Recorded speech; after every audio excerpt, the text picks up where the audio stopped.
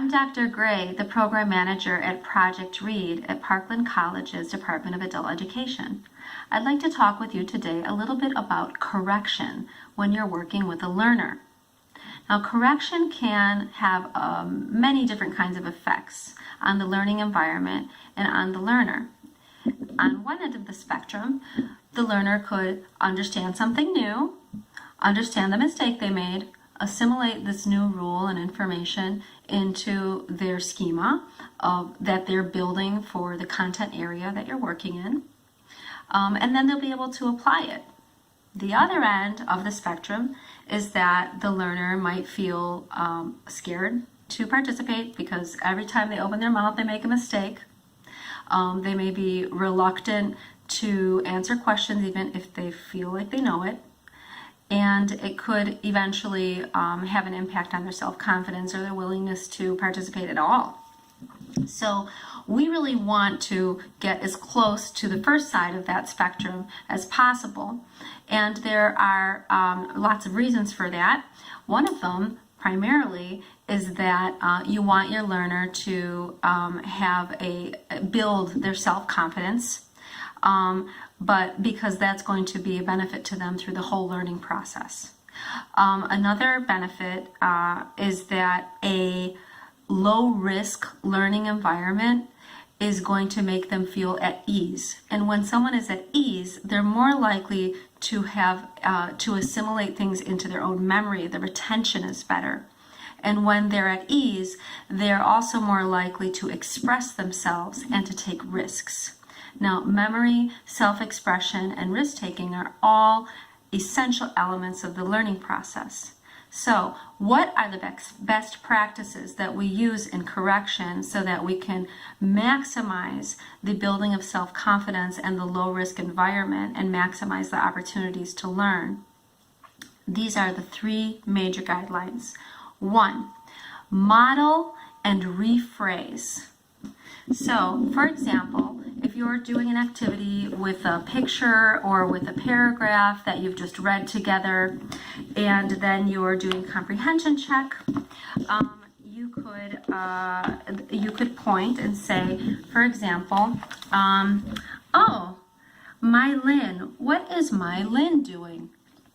And the learner might say, she eat, she talk. And then you would say, my Lynn eats. Yes, she eats. And she talks to her friend. They talk. They eat together. She eats salad and she eats salad. So by rephrasing and modeling and providing more examples, you're letting the learner hear several different times that the subject-verb agreement is correct.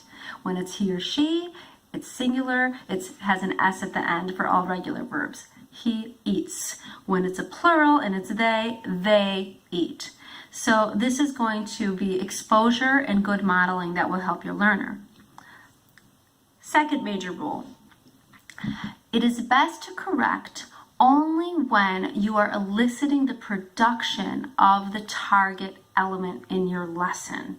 So, for example, if in this lesson I really want them to get the whole thing with the S when it's he or she doing a verb, and we get to a point in the lesson where I'm going to ask them to produce and they understand that that is what is being asked of them and that they will be corrected, this is the best point for correction. So, for example, you could have a picture right here. Let's call this person Julie. So, Julie eat her lunch might be something that the learner says when you have asked them to describe, give me 5 sentences to describe this image. Julie eat her lunch. Here you would say, no, Julie eats her lunch. Julie is one person. Julie eats. They, my Lynn and Julie, they eat. And at that point, you're explicitly correcting them, and they can write it down. You can write it down. You can put that into a table in the notebook that they're using as they build their understanding of the rules that govern this grammar and eventually get to the point of mastery. So it's a combination at first of just exemplification and then explicit correction when they know they're being corrected and when it's clear to them what is the element that they're being asked to produce. Now, the third big rule is to only correct the target element.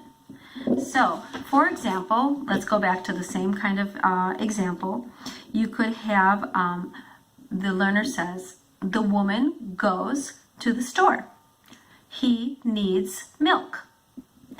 And so what were you asking there? You were asking for them to describe a picture, come up with 5 sentences to describe a picture, for example. Now, the woman goes to the store. That's correct. The woman, singular, third person, goes, has an S at the end. Perfect. He needs milk. Third person, singular, needs with an S. Subject of agreement, perfect. No need for correction because the target element that you're discussing has been produced correctly and they do understand that rule. Now, what do you do about the woman and he? Take note.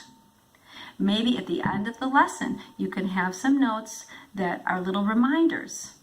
You could save it for content for the next lesson to practice the pronouns. Or you can just trust that over time and exposure, the learner will get the hang of the he and she pronouns because it's practically inevitable when they're living in an English-speaking environment. So those are our 3 big guidelines for purposeful correction, and I hope that you have a great next session with your learner. Keep tutoring. Bye.